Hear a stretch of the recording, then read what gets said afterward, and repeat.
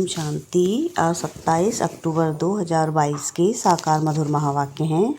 मीठे बच्चे, तुम्हें इस पतित दुनिया से अपना बुद्धि योग निकाल बेहद का सन्यासी बनना है। सन्यासी माना पूरे पवित्र और पक्के योगी। प्रश्न है आज का कि कौन सी अवस्था आते ही माया के तूफान समाप्त हो जाते हैं। क्या प्रश्न है आज का कि कौन सी अवस्था आते ही माया के तूफान समाप्त हो जाते हैं। उत्तर है इसका, जब मेरा पति मेरा बच्चा इस मेरे से बुद्धि योग टूट जाएगा। मेरा तो एक शिव बाबा दूसरा ना कोई, यह बुद्धि में पक्का होगा। एक बाप से ही पूरा बुद्धि योग लगा होगा, तब माया के तूफान समाप्त हो जाएंगे। गीत है आज की मुरली का कि कौन आया मेरे मन के द्वारे। ओम शांति। भगवानुवाच है, यह तो बच्चे समझ गए हैं कि आत्माओं का बाप उसे कहा जाता है परमपिता परमात्मा। बाप खुद समझाते हैं, मेरा कोई आकार में बड़ा रूप नहीं है। जैसे आत्मा के लिए कहते हैं स्टार है भ्रकुटी के बीच में रहती है, वैसे मैं भी परमात्मा हूँ। उसकी महिमा बड़ी है, ज्ञान सागर है। बाकी इतना बड़ा चित्र जैसे नहीं है। इतना बड़ा होता तो इस शरीर में घुस नहीं सकता। यह तो शिवलिंग की पूजा करते हैं तो बड़ा बनाते हैं, अंगूठे सदस्य कहते हैं। आत्मा सिर्फ उनको परम कहते हैं जो परमधाम में रहते हैं। तुम जानते हो इस समय है डेविल वर्ल्ड, आसुरी संप्रदाय। सतयुग में इस भारत पर देवताओं का राज्य था, अब तो आसुरी राज्य है। देखो क्या क्या खा जाते हैं। मांस मदिरा यह राक्षसी आहार है, इस बात को भी नहीं समझते हैं। स्कूल भी कोई के अच्छे ख्यालात, कोई के रजोगुणी कोई के तमोगुणी होते हैं। जो दूसरों को समझा नहीं सकते उनको बुद्धू कहेंगे। ब्रह्मा कुमार कुमारियों में भी नंबरवार महारथी घोड़े सवार प्यादे बहुत हैं जो अच्छी रीति समझा नहीं सकते हैं। ज्ञान पूरा न होने कारण डिसर्विस करते हैं। जितना जिसमें ज्ञान है उतना समझाएंगे।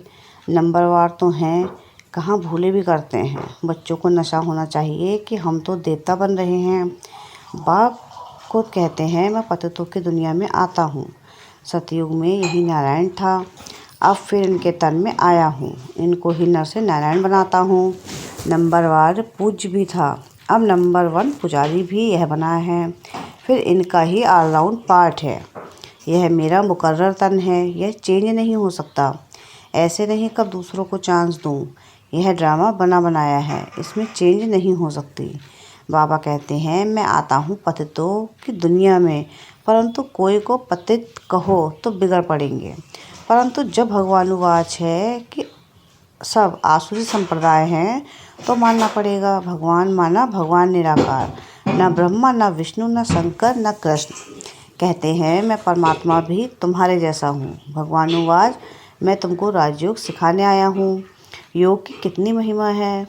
बहुत योग आश्रम खुले हैं, उसमें हठ योग आदि सिखलाते हैं, परंतु तुम योग बल से सारे विश्व को स्वर्ग बनाते हो, विश्व को परिवर्तन करते हो। सारी दुनिया तो योग में नहीं रहती। योग की कितनी महिमा है जिससे खास भारत स्वर्ग बनता है, परंतु कोई को पता नहीं हो तो इसको स्वर्ग किसने बनाया है। जरूर ऐसा कोई स्वर्ग बनाने वाला होगा। बाप कहते हैं मैं ही आकर देवता बनाने का कर्म सिखलाता हूँ। यह तो बड़ा सहज है। यह बहुत यज्ञ करते हैं। यहाँ तुम कोई यज्ञ हवन करते हो क्या? धूप की खुशबू के लिए जलाते हैं, बाकी यहाँ कर्मकांड की कोई बात नहीं। तो बाप अपना परिचय देते हैं कि मैं आत्मा हूँ जैसे तुम हो, परंतु मैं पुनर्जन्म नहीं लेता हूँ। जन्म लेता हूँ परंतु मरण में नहीं आता। मेरी जयंती मनाते हैं।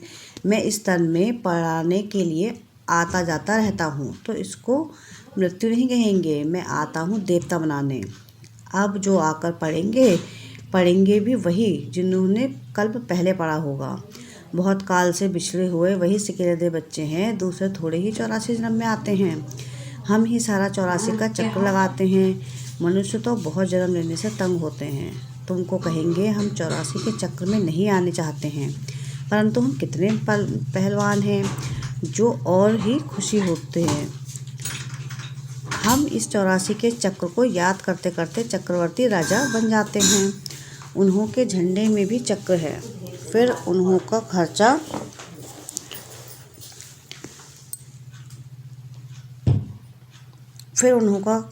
चरखा बना दिया है। उनके सामने तुम्हारा कोट ऑफ आर्म्स ठीक है।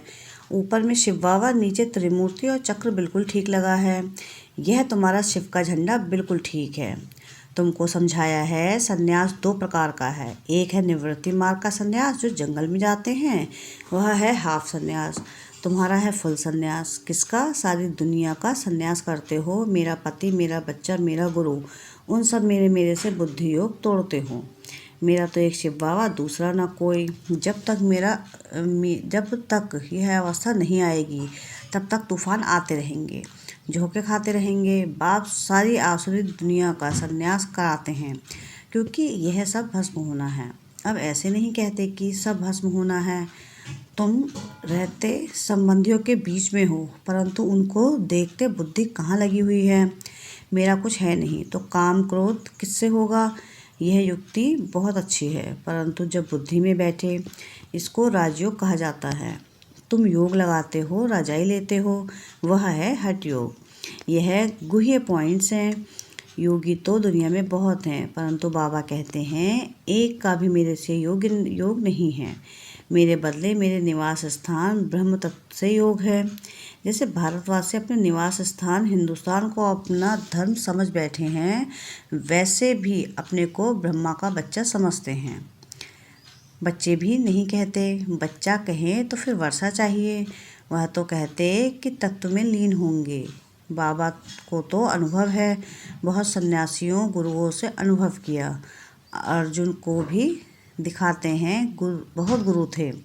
तुम सब अर्जुन हो। इस समय सारी दुनिया पर रावण का राज्य है। सारी दुनिया लंका है। एक सालीन का दीप लंका नहीं, वह हद की लंका है, परंतु बेहद की लंका तो सारी दुनिया है। अब सारी दुनिया पर रावण का राज्य है। राम के राज्य में इतने मनुष्य नहीं थे। जब राम राज्य है तो रावण राज्य नहीं। कहाँ चला जाता है? नीचे पाताल में चला जाता है। फिर रावण राज्य आता है तो राम राज्य नीचे चला जाता है। यह ड्रामा है ना। जब चक्र फिरता है तब सतयुग ऊपर आ जाता है। द्वापर कलयुग नीचे चला जाएगा तो सतयुग त्रेता नीचे से ऊपर आ जाएगा। है चक्र की बात। उन्होंने ऐसा लिख दिया है। बाकी कोई सागर में नहीं चला जाता है, वह सागर से निकल नहीं आता है। बाप समझाते हैं ये बड़ी गुह्य समझने की बातें हैं। इसमें पवित्रता है फर्स्ट और योग पक्का चाहिए। इसको कहा जाता है कंप्लीट संन्यास। इस दुनिया से बुद्धि योग खल्लास। यह बातें तुम्हारे में भी कोई समझते होंगे। सब समझें तो ज्ञान गंगा बन जाए, छोटी नदी बने, कैनाल बने, अच्छा डुबका बन घर में सुनाए तो भी समझें कि कुछ समझा है, परंतु घर में भी नहीं बता सकते। बाप कहते कि कैसा भी गरीब हो परंतु घर में गीता पाठशाला खोल सकते हैं। भला एक ही कमरा हो, उसमें खाते पीते सोते हो, अच्छा काम उतार सफाई कर, फिर यह क्लास लगाओ। 3 पैर पृथ्वी में इतने बड़े हॉस्पिटल खोल सकते हो। साहूकार की बातें छोड़ो। बाप तो गरीब निवाज है ना। साहूकार तो बोलते हैं कि हमें तो यहाँ ही स्वर्ग है। तो बाबा कहते हैं अच्छा तुम अपने स्वर्ग में ही खुश रहो, मैं तुमको क्यों दूं। दान भी गरीब को दिया जाता है। बड़ा आदमी तो यहाँ ज़मीन पर बैठने से चमकेंगे। तो बाबा कहते हैं कि भल अपने महलों में रहो। मेरे पास तो गरीब आए जो अच्छी तरह पढ़े। अगर दूसरे को नहीं सुना सकते तो छोटा तालाब भी नहीं ठहरे। तुमको तो बड़ी नदी बनना है, मम्मा बाबा को फॉलो करना है, परंतु घर में भी नहीं सुना सकते तो चुल्लू पानी यानी हथेली में पानी की तरह भी नहीं ठहरे। बाबा को तो मज़ा आएगा ज्ञान गंगाओं के सामने। कई बाबा के सामने सुनाते हैं तो खुश होते हैं, परंतु यहाँ से उठे सीढ़ी नीचे उतरते तो नशा भी उतरता जाता है। फिर घर पहुँचे तो फिर वही झुरमुई झगमुई यानी परचिंतन चालू। बाबा तो चलन से समझ जाते हैं। आते हैं मिलने, कहते हैं मेरा पति मेरा बच्चा है। अरे तुमको पति कहाँ से आया? आती ही स्वर्ग में चलने, फिर भी मेरे में फंसी हो। अच्छा इतना डोज काफ़ी है, देना चाहिए जितना हजम कर सके। बाबा ने नट सेल में बताया है। योग से तुम स्वर्ग की स्थापना कर रहे हो। बाकी बादशाही के लिए फिर नॉलेज चाहिए। 2 सब्जेक्ट हैं। बाबा भी योग में रहने का पुरुषार्थ करते हैं। तब कहते हैं ना, विसरो ना याद रहो। अच्छा, मीठे मीठे से गिले दे बच्चों प्रति माता पिता बाप दादा का याद प्यार और गुड मॉर्निंग। रूहानी बाप की रूहानी बच्चों को नमस्ते। हम रूहानी बच्चों की रूहानी बाप दादा को याद प्यार गुड मॉर्निंग और नमस्ते। शुक्रिया प्यारे बाबा, शुक्रिया। धारणा के लिए मुख्य सार है। पहली पॉइंट कि इस पुरानी दुनिया का कंप्लीट संन्यास करना है। पवित्रता और योग के सब्जेक्ट में फर्स्ट नंबर लेना है। सेकंड पॉइंट है कि ज्ञान गंगा बन पतितों को पावन बनाने की सेवा करनी है। मम्मा बाबा को फॉलो कर बड़ी नदी बनो। वरदान है आज का कि ब्राह्मण जीवन में कम खर्च बाला नसीन करने वाले अलौकिकता का संपन्न भाव। क्या वरदान है कि ब्राह्मण जीवन में कम खर्च बाला नसीन करने वाले अलौकिकता संपन्न भाव। इस अलौकिक ब्राह्मण जीवन का विशेष स्लोगन है कम खर्च बाला नसीन। खर्चा कम हो लेकिन प्राप्ति शानदार हो, अर्थात रिजल्ट अच्छे से अच्छी हो।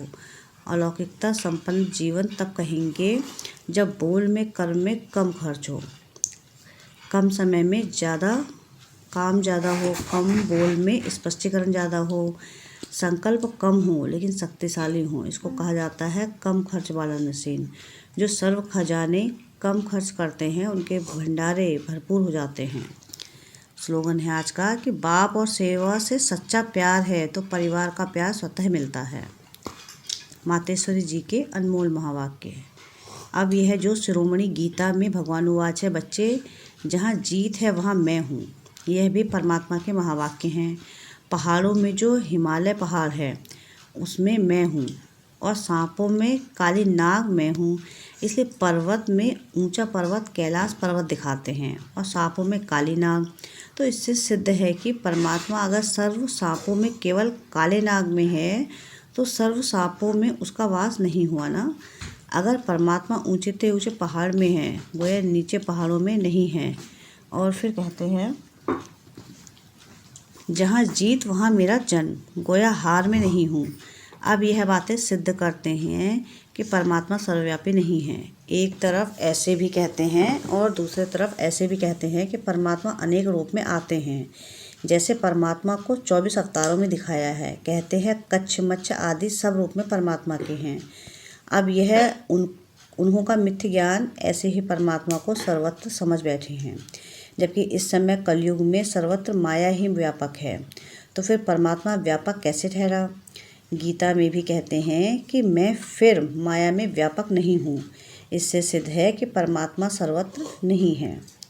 सेकंड है कि अब यह तो हम जानते हैं कि जब हम निराकारी दुनिया कहते हैं तो निराकार का अर्थ यह नहीं कि उनका कोई आकार नहीं है। जैसे हम निराकारी दुनिया कहते हैं तो इसका मतलब है जरूर कोई दुनिया है, परंतु उसका स्थूल सृष्टि मुआफिक आकार नहीं है। ऐसे परमात्मा निराकार है लेकिन उनका अपना सूक्ष्म रूप अवश्य है। तो हम आत्मा और परमात्मा का धाम निराकार दुनिया है। जब हम दुनिया अक्षर कहते हैं तो इससे सिद्ध है वो दुनिया है और वहाँ रहते हैं, तभी तो दुनिया नाम पड़ा है। अब दुनियावी लोग तो समझते हैं परमात्मा का रूप भी अखंड ज्योति तत्व है। वो हुआ परमात्मा के रहने का ठिकाना, जिसको रिटायर्ड होम कहते हैं। तो हम परमात्मा के घर को परमात्मा नहीं कह सकते हैं। अब दूसरी आकारी दुनिया, जहाँ ब्रह्मा विष्णु शंकर देवताएं आकारी रूप में रहते हैं, और यह साकारी दुनिया जिनके 2 भाग हैं। एक है निर्विकारी स्वर्ग की दुनिया, जहाँ आधा कल्प सर्वदा सुख है, पवित्रता और शांति है। दूसरी है विकारी कलयुगी दुख और अशांति की दुनिया। अब तो 2 दुनियाएं क्यों कहते हैं? क्योंकि यह जो मनुष्य कहते हैं स्वर्ग और नर्क दोनों परमात्मा की रची हुई दुनिया है। इस पर परमात्मा के महावाक्य हैं, बच्चे मैंने कोई दुख की दुनिया नहीं रची है। जो मैंने दुनिया रची है वो सुख की रची है। अब यह जो दुख और अशांति की दुनिया है वो मनुष्य आत्माएं अपने आप को और खुद मुक्त परमात्मा को भूलने के कारण यह हिसाब किताब भोग रहे हैं। बाकी ऐसे नहीं कि जिस समय सुख और पुण्य की दुनिया है वहाँ कोई सृष्टि नहीं चलती। हाँ, अवश्य जब हम कहते हैं कि वहाँ देवताओं का निवास स्थान था तो वहाँ सब प्रवृत्ति चलती थी, परंतु इतना जरूर था वहाँ विकारी पैदाइश नहीं होती है, जिस कारण इतना कर्मबंधन नहीं है। उस दुनिया के कर्म बंधन वही दुनिया की स्वर्ग की दुनिया कहते हैं। तो एक है निराकारी दुनिया, दूसरी है आकारी दुनिया, तीसरी है साकारी दुनिया। अच्छा, ओम शांति।